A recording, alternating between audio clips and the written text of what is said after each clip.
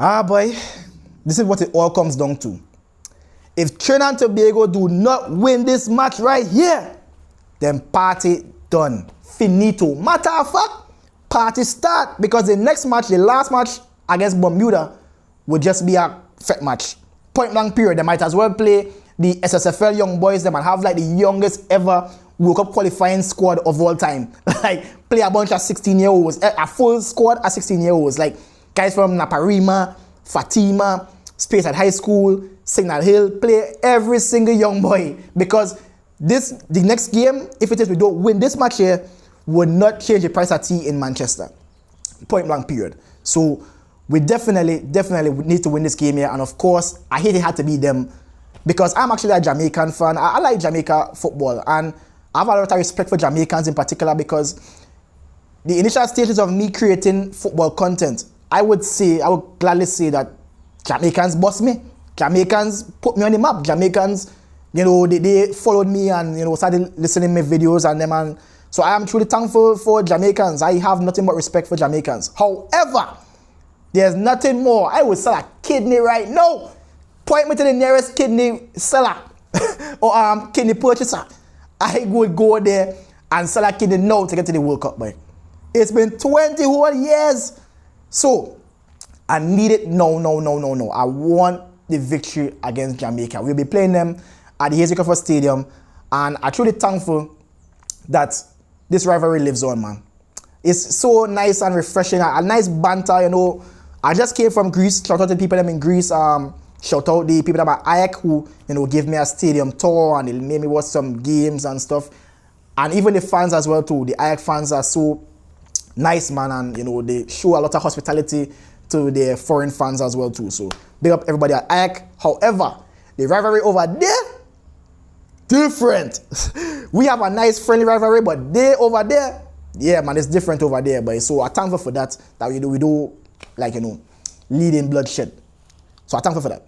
But of course, getting into it, the two heavyweights of Caribbean football, Trinidad and Tobago versus Jamaica. Two teams that know what a World Cup feels like. Jamaica in 1998, they made it to the World Cup, and Trinidad and Tobago, they made it to the 2006 World Cup. It's gonna be so exciting, I ain't gonna lie, boy. I truly know for a fact that the stadium gonna be packed. Because from interacting with a lot of people who watch Trinidad and Tobago football, they always said, I ain't going to the rest of the games there, but see that Jamaica game there in Trinidad, I'm going that one there for sure. So I know for a fact the stadium gonna be very full. That's where we as a 12 man, we need to come out. We need to show the support. And people, supporting is not just sitting down and saying, hey boy, good beat, boy, good ball, boy, dog, boy, ting. Nah. We need to be heard. We need to be balling out in a stadium out there, boy. We need to be letting the opposing team feel us, boy. Yeah, we're sitting down too casual and, just saying, well, okay, all right, this. And coming back to the same AYAC, I went to the AYAC game. They have like something called an ultra. So that's like the biggest set of fans them. They live, breathe, sleep AYAC. They were singing from minute 1 to minute 90. Everybody's singing, everybody whole stadium singing. I know we don't have like chants and them stuff like that. I guess we chant is like, well, I am a Soca Warrior. I guess that's our chant. But we need to be vocal, but we need to be out there, aggressive, let the players them feel. So please, people, we're coming out there to show support, not just, taking a game. Please, we need it, boy. But again, this is what it all comes down to, boy. Am I nervous? Kinda. But I truly believe this time, boy, something different within the air. I feel like this time we had him. And it will come so beautiful. It will come like a fairy tale, like getting past Jamaica of all people would carry us to the World Cup. Well, of course, we will still need some help from Bermuda. Bermuda, please. I am not a Bermuda fan. Bermuda, I need that 3 points. Get the 3 points. Even if I get a point, we could. Because another route that we could take is once Curaçao draw the 2 games, then if Curaçao draw 2 games, We making it, you know that, right? Once we win our games them and Curacao draw their 2 games, we making it. So, listen, it's still up for grabs, people. Don't give up, We just need America. I ain't gonna lie, we need God's divine presence here. But somehow I feel like this would just be the biggest fairy tale that we could have in Trinidad and Tobago football. It's possible. It's not done. But I ain't gonna lie, if it is, we don't get past Jamaica, party done. But we had to get into the teams, of course. This is the Jamaica 27-man squad. So Andre Blake, who in my opinion is the best goalkeeper in the CONCACAF region. I ain't gonna lie, really good. Jamali Waite, he played in the game where we lost in Jamaica at the office. Tafari Chambers, Richard King, very underrated young defender. Mason Holgate, Ian Frey, Greg Lee, Ethan Pinnock, Damian Lowe, Rico Henry, new edition, brother who plays with Brentford. Man. Jamaica, they really went to the transfer market, but wow. Dexter Limbikisa, Isaac Hayden, Bobby Reed, Karoy Anderson, John Russell, who I rate. I think John Russell is a good player. I don't know how to pronounce this guy's name, but I know him, Joel Latte. I don't know how to pronounce his name. Joshua Anglin, Shamar Nicholson, Bowser. Leon Bailey has an asterisk to his name, so I don't know if he will be playing. I don't know, but we wait and see. Warner Brown, underrated. Tyrese Campbell, Kaim Dixon. Now, if I'm being honest with you, boy, I really like Kaim Dixon, boy. Yeah, Kaim Dixon, you're actually seeing like he wants to play, boy. I really like Kaim Dixon, If me personally, if I was Mr. Steve McLaren today, he was starting. I'll be honest with you, but I like Kaim Dixon, boy. Ronaldo Cephas, the danger man, since from the Unity Cup, he was a danger man. Damari Gray, Deshaun Richards, Whisper, Bailey Kadamatri, who scored against us, and of course, Roran Burrell. So, that's Jamaica's 27-man squad. Now, on to Trinidad and Tobago's squad. We have Denzel Smith. We're talking about the goalkeepers now. Denzel Smith, Marvin Phillip, Jabari Bryce. Midfielders, we have Sween, Daniel David, Nathaniel James, Noah Powder, Real Gill, Stephen Yates, Tyree Spicer, Wayne Fletcher II or Jr., Kevin Molino, Andrew Rampassad, Daniel Phillips, Kyle Overy. The forwards, we have Ronald Mitchell. Again, I have seen clips of him. He looked decent, although he playing in a lower league, but he pretty decent if I'm being honest. Levi Garcia, who has the whole on his shoulders right now, but the whole of Trinidad and Tobago is on Levi Garcia's shoulder right now, but we'll get into that. Dante Seeley, Ryan Telfer, the defenders, Justin Garcia, Andrew Raymond, Kobe Henry, Darren Payne, Isaiah Garcia, Jaren Jackie, who impressed me, I ain't gonna lie, and Josiah Criminam. So, that there is the Trinidad and Tobago squad list. Okay, so despite this mightn't make any difference, despite how the result goes, once it is we have a negative result, it wouldn't change anything. But it's just nice so that we tell you what on the table. So, going into the table, Group B, Jamaica on top, first place with 9 points and 8+ goal difference. Curacao, 8 points in second place, of course, 8 points, goal difference of 3+. And Trinidad and Tobago in third with 5 points and a 1.1+ goal difference. And of course, Bermuda, who pretty much out of it already, not pretty much, they're out of it mathematically, with 0 points and a -12 goal difference. So, it's safe to say that if it is we don't win this match, it's done. Party done. Even if we get a draw, we still had a hope that Bermuda comes up with something magical. So yeah, pretty much we had a gate. We had a gate. It dared to be taken. I should say, we had to take it. So now getting into the match, of course, the last match we played them, we lost 2-0 at the office. Unfortunately, Levi had a hat-trick of offside goals. I would say, yeah, hat-trick of offside goals. The third one was clear offside, but the first two were just margins. And a part of me wants to think that we dominated them. We were the better team like on paper, but we just weren't converting our chances, and that has been the case with Trinidad and Tobago, barring the Bermuda game. But for the Curacao games, in particular, we should have buried Curacao, buried them, but unfortunately the finishing wasn't where it needed to be. For this game here, we had to take it. And this comes back to my guy Levi Garcia, man. Yeah, I just hate when it is I have to be critical of Levi. I wouldn't say critical, like I ain't going like say nothing negative about him, but we had to get no Levi. No. This is the game. If there's any other game that you can't score in, it can't be this one. This one here, you surety have to get the goal. We need it. And I ain't talking about like just a regular goal. We need it to hit the ground running and score every single chance that you have. Your efficiency needs to hit 100%.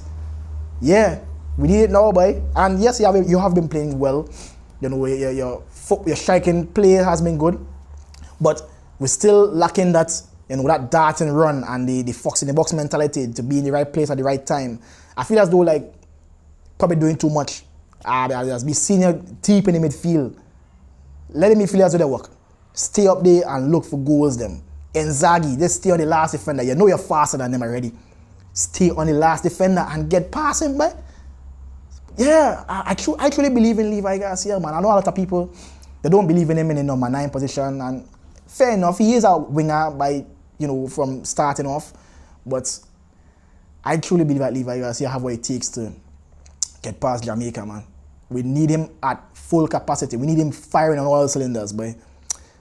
And of course, the defense is what was a defining factor that separated us from defeating Jamaica. It was 2 mistakes, if I'm being honest. The one that Trinidad and Kobe Henry had a miscommunication, and Kadamatri come and score, and well, Kobe Henry kind of put a ball back. That one was a bit unfortunate, if I'm being honest. Like, he just unlucky. He just fall to John Russell, and John Russell scored. So, yeah. But the midfield, I think, is good. Even though I believe that it should have some little changes, little tweaking, because Jamaica midfield different. I just noticed that Casey Palmer isn't there. Now, again, I do like to rejoice when it is a player is injured, but I hope he comes back. But after this game here, I good. Yeah, but Casey Palmer is a very technical midfielder, man. I like him. I don't know why Jamaicans rate him as much, but Casey Palmer is really good in my opinion. But so not having him not playing against him is going to be really good, but still, Bobby Reid is back. So we still have people to fight up with. But I think that this midfielder that we're playing, we had to get in the face and we had to win every single second ball. Yeah, that's where people like Andrea Passard, and I feel as though Daniel Phillips might be the perfect guy for this game here. But, matter of fact, let me don't get into it. Let me get into my predicted start 11. So, out the gate, I have in the post, my number 1, of course, Denzel Smith. He gets in sure as day for me. Next up, we have the right back position. Now, Rio Cardines isn't there, unfortunately. He is injured. Really, really big miss. So, we have somewhat of a competent defender in Darren Payne. And I want to say I'm glad because, Rio is my guy and I want to see him play. And even if he didn't start as a right back for me, because me personally, I was always going to start Darren Payne in the right back position. I think Cephas, he was seeing food when he saw Rio Cardines. And Rio Cardines is not like a out and out full back. He's a wing back. So, he more plays kind of in between the lines of the midfield and the defense. So, he is always mainly forward, if I'm being honest. So, defending like 1v1, it's going to be tough. So, Darren Payne would have been the perfect player for that. And I saw him, I noticed him for the Curacao game. He was very good in the 1v1 situations. That's why I'll have him in the right back position. I good with Darren Payne there. I think it's solid. And I hope that he does nullify Ronaldo Cephas because he is the danger man. I know a lot of people like to say, well, of course, Leon Bailey and the fair enough, but Cephas throughout the games that we play against Jamaica from the Unity Cup straight up to now, he has been the guy, if I'm being honest. So, centre-back pairing, of course, I don't want to change it. Might as well. I don't even know who is good enough to take it away right now. I like Shiggy, but I think Trinidad has been working on his ball distribution, and he has been better. So, I would play Josiah Trinidad and Kobe Henry in the centre-back pairing. Left back, of course, Andrew Raymond. Cement his spot once again. I don't know why it is we would always have to be like 1-9 if you're playing, but I think for now, the last game is cement his spot. He was very good, so Andrew Raymond gets in left back position. Now, this is where things get tricky. In the whole midfield positions, I will play a pivot of Daniel Phillips and Andrew Rampassad. Andrew Rampassad to be the clean-up man, the man who reading the game, and Daniel Phillips to be the enforcer, the man who gets into the face to stop them and to gain the tough tackles them as well too. Now, again, I wouldn't say I don't like Daniel Phillips playing like the whole midfield role. Maybe Andrew Rampassad would have to do the more deeper ball working, collecting the ball on the half turn, because I generally don't like when Daniel Phillips has to collect on the half turn because he's not really that silky with the movements. Again, his body type doesn't suggest that he's silky with them kind of touches, like the half turn and to beat the press. He's not really like that good in that kind of sense. His game is to break up play, and to just be an enforcer in the midfield. So he is very important in this team. So I would play him and Andrew Rampassad as a midfield duo. Of course, the camp position, Kevin Molino. Yeah, Kevin Molino has to start in the camp position. He is our best midfielder in my opinion. Point blank period. So, next now, the front three. Tyrese Spicer, who has been our best attacker in the last window, he has to play. And of course, Levi Garcia on top, who is our talisman, who is the guy that needs to lead us to the promised land. It has to be you, boy. It have to be you. I don't like putting so much pressure on my player, but it have to be him, boy. You have to get past this. Yeah, we need it, boy. We need it. No. And lastly, this one is a bit of a toss-up because this doesn't come from a place of, footballing ability. I think he's very talented, very, very talented. But that last game against Curaçao there, where it is a player getting ahead, and I'm talking about Dante Sealy, I was pissed. I ain't gonna lie, but we can't afford to be seeing that. We can't afford to be having players losing their head in a serious match like this. Stay focused. Of course, people are going to try to get under your skin because you're good. You're a good player. But stay focused, Dante Sealy, man. We need you. We need you. You have an amazing chance to lead Trinidad and Tobago, a nation that has been to a World Cup only once in 20 years. You need to be on top of your game, boy. I know you have the talent, but we need to see it. Stay focused, and I promise you, you get what you need. And that there is my team. Of course, we have players like Nathaniel James. I need Nathaniel James on the pitch early. He needs to set the pace. Please, Dwight, please play Nathaniel James early. But yeah, I need Nathaniel James, Gill. These guys need to be the impact players. We need impact players on as soon as possible. Like, as soon as we start to see a bit of tiring, as soon as we start to see like Jamaica starting to get back into the game, because we need to hit the ground running. We need to hit them on the front foot early. From minute one, we're pressing them hard. And then we can afford to bring on the youngsters, them who are running at the tired legs them again. Yeah, we need to be better with the substitution. That's the only aspect that I have on Dwight York's game as a manager. I think that he doesn't make the right changes and at the right time. That's the only thing I have. Other than that, I think the football is really fluid, I should say. So, yeah. So again, that's my team. That's my starting 11. You guys let me know your thoughts in the comment section below. You gotta give me your starting 11. But for now, yeah, that's my starting 11. I really hope this team makes it over the line, boy. Because we missed Kevin Molino and Daniel Phillips in the first match in the World Cup qualifiers in the office. I think that them two, they could make a difference this time. But we had to believe, people. We have to believe. This one here is for all the chips. The 2026 World Cup in USA, Canada, and Mexico. Trinidad and Tobago could be there. Do you believe it? We need to get out there rallying the guys there, man. Believe. And of course, we had to talk about Dwight York. I think he has been doing a decent job, man, if I'm being honest. From where we were to now, I've seen a difference within the camp, their smiles, and everybody truly believes. I think the players themselves even believe. But we need the nation to believe as well. And for all the people who has been giving the talks that Dwight York should tender resignation and all that stuff, nah. I could see the long haul with Dwight York. I could see a long-term project with Dwight York. And we have to run it with Dwight York. But Dwight York, you guys need to believe, boy. You need to bring that belief into the guys. I know the guys love playing for you, so that's a plus. But for every single player out there, always remember that the fans are of course, we as the fans, we kind of flip-floppy because, you know, the fans are only coming out when it is the match them serious or the scene of the team playing well. We don't have too much die-hard fans, but just know that the real fans them appreciate you guys, boy. We appreciate the work that you guys have been putting in, and we've seen that progress have been being made. But we just need that extra push.